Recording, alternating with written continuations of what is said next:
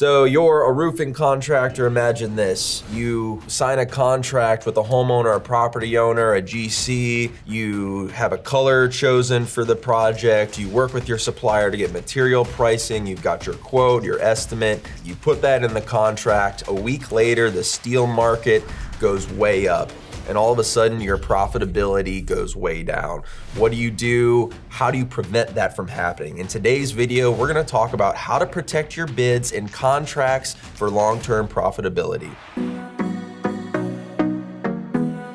What's up, guys? Welcome to the Metal Roofing Channel. Welcome to Q&A Mondays. I'm Thad Barnette. I've got Adam Mazzella with me. Thanks for being here, Adam. Thanks for having me. All right, so when we're talking about this topic, what's the number one most important thing when it comes to maintaining profitability in a market that has material fluctuations often? Sure, I think the most important thing is to protect your bid, and that has a number of things that factor into it. We harp on escalation clauses, trust, and communication, and then ultimately appropriate contract language that is easily understood. So getting clear on those things are what's ultimately going to help protect your bid. So first, let's talk about some key strategies on how to protect those margins.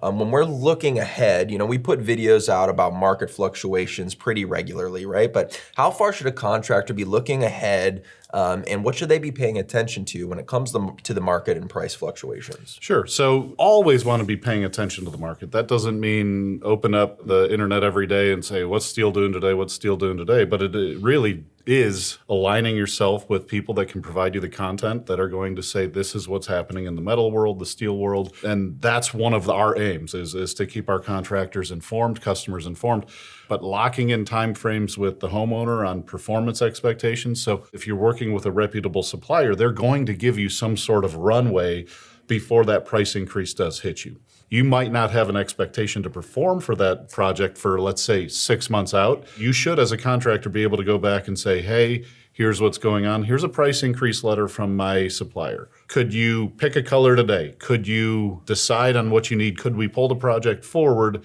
in order to perform on this? All of those may be no, no, no. Okay, so make sure there's a very straightforward 1 or 2 sentence escalation clause to protect your bid, or contingencies just for these situations. So a contingency on, should my price go up, your price will go up in direct correlation to my bid. Yeah, so let me ask you about that stuff, the very practical things that a contractor can do, because like you said, ideally your supplier is gonna help you out by not dropping a price increase on you without warning. Yeah. But what can you do as far as your contract? Let's get very practical here and let's talk about those clauses that you just mentioned. So you can get very specific. So all contracts have some level of fine print. Let's say you're doing a handwritten contract. I mean, I've seen these, they're very rudimentary, but at the same token, it is enforceable. Even if you put a simple clause in there saying, hey, today is April 15th, and I plan on performing this project in 60 days.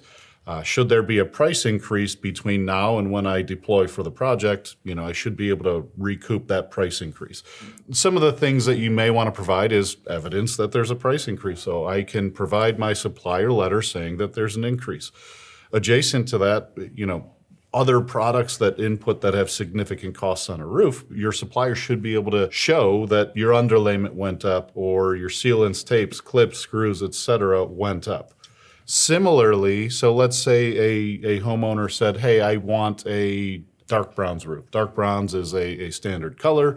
If they came back prior to performing and said, oh, you know what, I want copper metallic. Well, copper metallic is a premium finish. You shouldn't be expected as the contractor to absorb that. Yep. So when it comes to today's buyer, and this is so important for contractors to understand, they are better educated than ever before. The buyers understand what's happening when it comes to the economy and when it comes to market changes and tariffs. They're hearing about this stuff in the news. Talk to me about how important is it to make sure you maintain trust with your client by talking about this stuff ahead of time and not just leaving it in the contract without mentioning it. Yeah, I mean, most deals are struck because of trust. Part of building that trust is what could go wrong. And one of the things that could potentially go wrong is, hey, I need to hit you with a price increase. I know we have a contract. However, in my contract, I specify if I have an increase, I need to have the ability to pass it on. Here is my evidence of a price increase. Sheffield Metals, we always advertise via a price increase letter what the increase is. So there is transparency along the way to be able to do this. And I would be remiss to think that all of our other competitors don't do things like that their contractors couldn't take to the end user as well. Yeah. Okay. So we talked about the relationship and the communication with the property owner. Let's talk about the relationship with the supplier.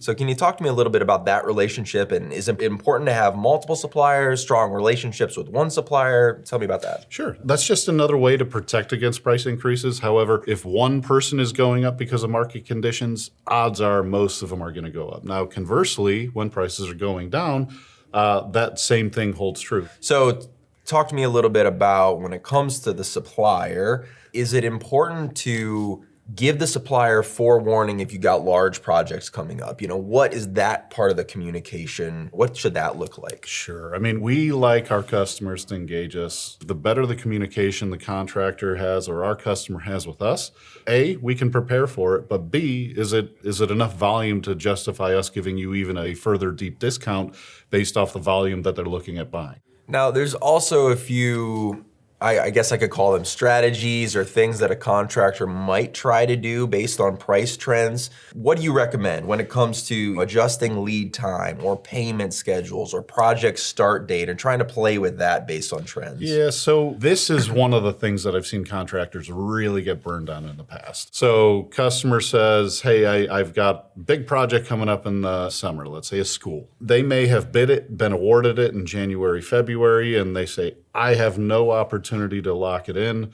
What if the school changes the color? I've seen this, and it's genuinely very painful. Yeah, so how do you prevent that? Right? If you've got a project in 6 months, what do you do? Yeah, part of it might be the school system already has charcoal gray roofs all throughout the district, and you going and saying, hey, you're a charcoal gray school district. Would you sign it today? I'll hold the note, or you can hold the note, but I'm locking in your price. There's nothing nefarious there at all, but it's getting your contract language to reflect the decisions in advance to potentially offset any potential increases coming. Oftentimes, these larger contracts do not allow for escalation contingency language. However, you can't control what happens between now and 6, 8, 12 months from now. So dealing with that in a way of buying in advance is a method of doing that. But you need to get that contract language locked in with the roof owner to say, yes, I want this. This is the color. This is the profile. I am committing to this. And you're going to keep it in a warehouse for 6 to 8 months potentially before you even touch it.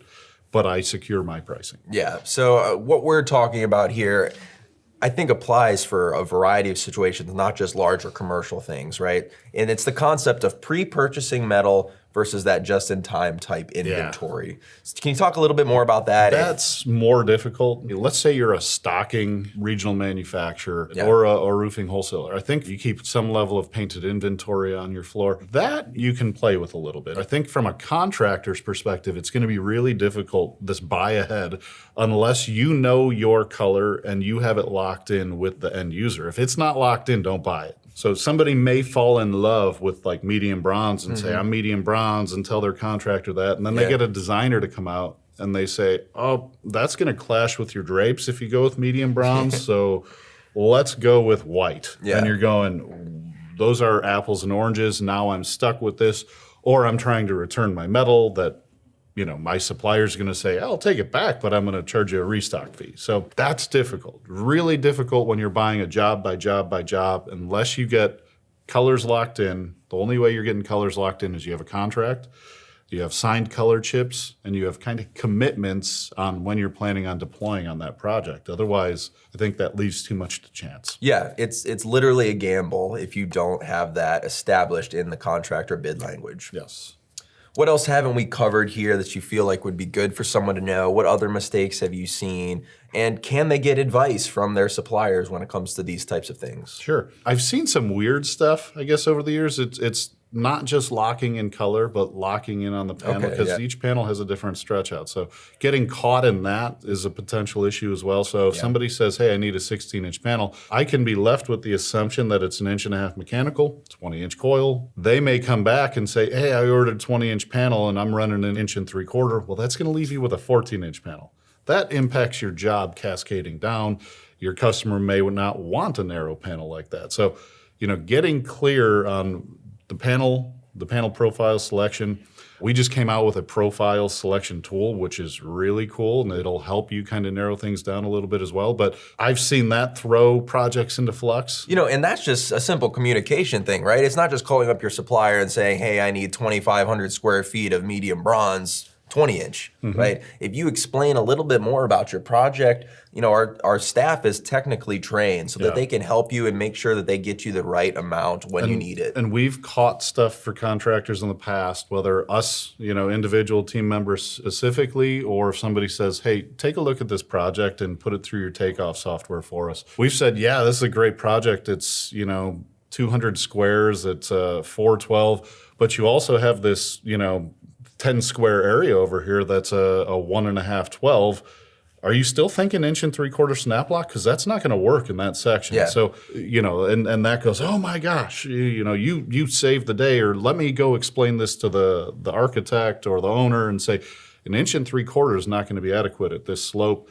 Can we do this section with a 1.5 inch double lock or a 2-inch double lock? Things like that we get the appropriate product on the roof, and we're not sacrificing very much. There's going to be some cost differential there, but better than somebody having to eat it or putting the wrong product on the roof altogether. Yep. I think we covered a lot of stuff here today when it comes to maintaining profitability as a contractor, but not only that, maintaining trust with your suppliers, the buyer at the end of the day, the end user. That's so important when it comes to running your business. So if you have any more questions, please reach out to a Sheffield Metals or your supplier and say, hey, can we talk through this? Let's talk about protecting my bid for the long term to maintain profitability.